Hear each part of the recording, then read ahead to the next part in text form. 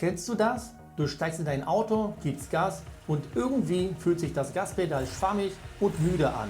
Es hat Spiel, reagiert nicht mehr so direkt und das Fahrgefühl ist dadurch einfach nicht mehr das, was man von einem Mercedes erwartet.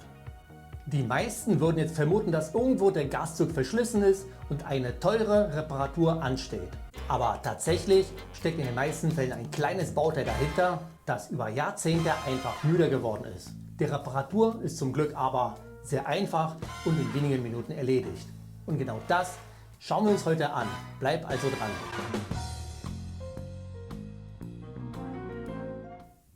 Hallo zusammen und herzlich willkommen auf meinem Kanal.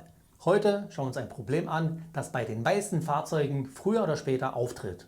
Das Gaspedal fühlt sich irgendwie ausgeleiert an, hat Spiel und sorgt dafür, dass sich das Auto nicht mehr ganz so direkt fahren lässt wie früher.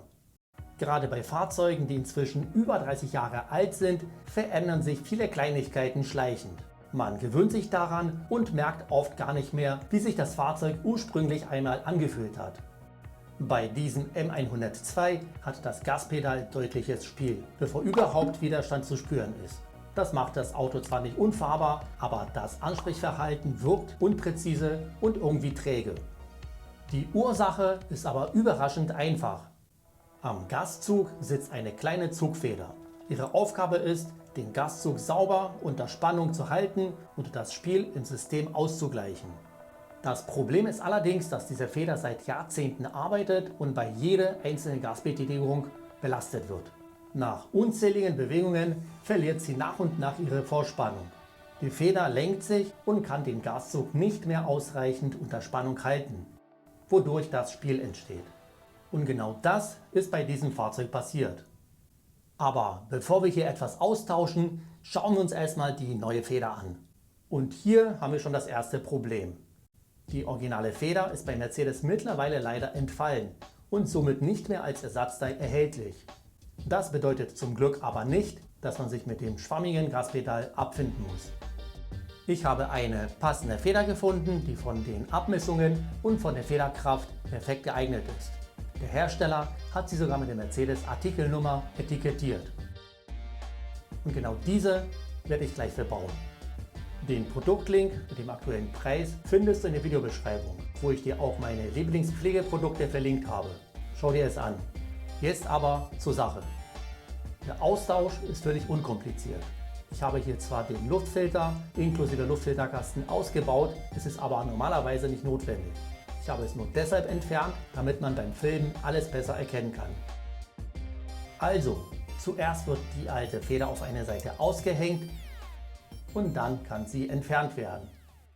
Dabei kann man einen kleinen Schraubendreher oder eine Spitzzange verwenden, damit die Feder kontrollierter gelöst werden kann. Jetzt der Vergleich. Hier ist der Unterschied richtig deutlich. Man sieht, wie stark sich die alte Feder mit der Zeit gelenkt hat. Genau das ist der Grund für das Spiel im Gaspedal, das man bei jeder Fahrt deutlich spürt.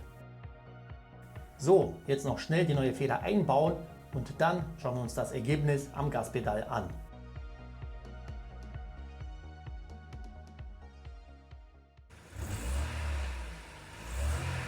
Ja, der Unterschied ist tatsächlich sofort spürbar.